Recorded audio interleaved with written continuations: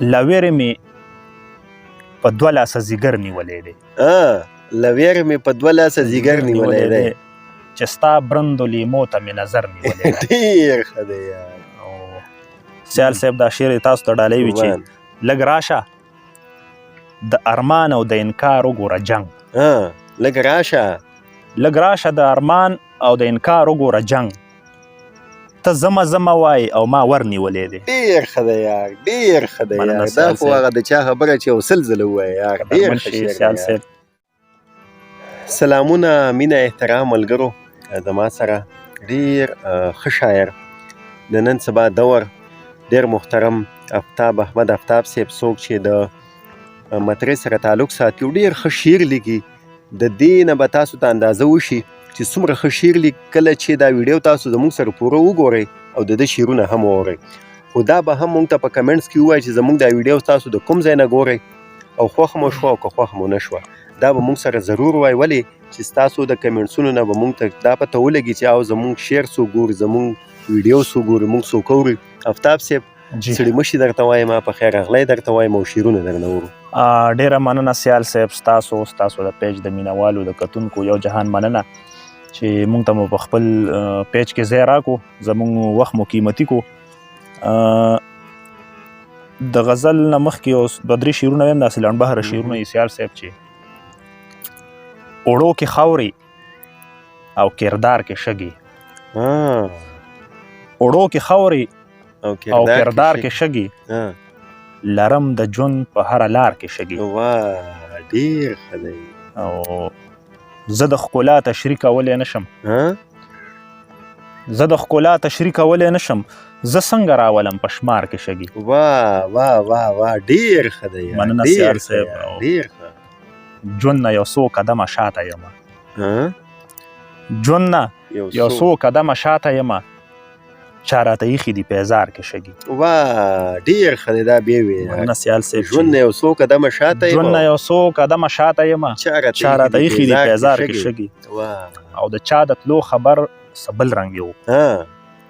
خولې ته مې وویشتې تلوار کې شګې ډېر ښه دی یار دا خو بیا وې یار ډېر ښه شعر دی یار د چا د تلو خبر څه بل رنګ یو خولې ته مې وویشتې تلوار کې شګې او د بېوسۍ اظهار مې ډېر عجب و ما ټولولې په بازار کې شګې ډېر ښه دی یار ډېر ښه د پلار د ستړي ژوند کیسه مختصر د خړ څادر په هر یو تار کې شګې له ویرې مې په 2 لاسه ځیګر نیولی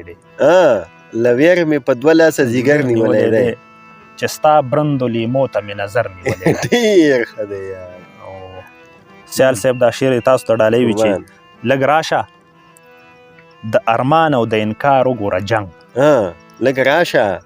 لږ راشه د ارمان او د انکار وګوره جنګ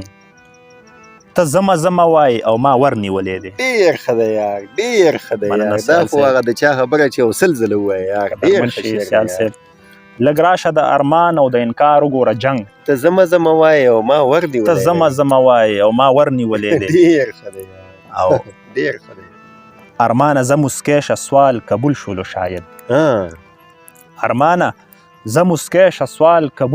شاید لیدو مې خوب چې وچ بوټي ثمر نیولی دی ډېر ښه دی نهر شومه بې حده که دا حد دی د غرض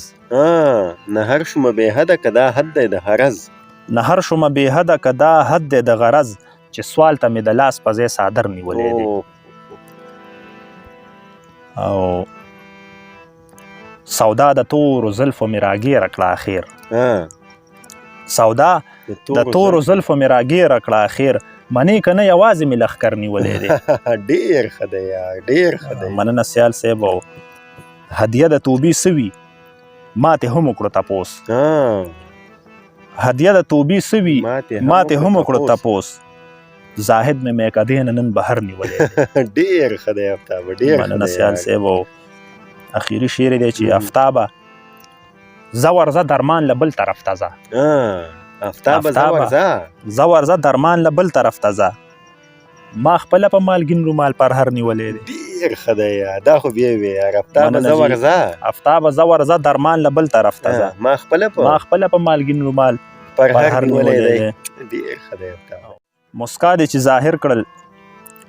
جوابونه په تندي، ما هغسې سوالي پرېښول سوالونه په تندي. او زه نوره څنګه وکړم پالنه د یارۍ،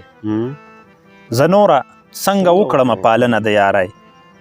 یارانو ته وهمه اوس ورونه په تندي. او شاید که را بیدار شي لږ په دې اوده نصیب،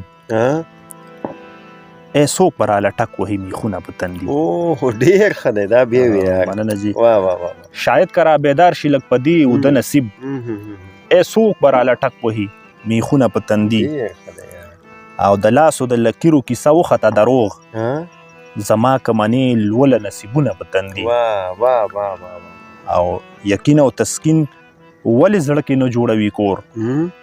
سجدو خو پیدا کړي دي داغونه په تندي. ډېر ښه دی یار، ډېر ښه دی. مودې وشوې چې نه وینځم تندی اوس په اوبو،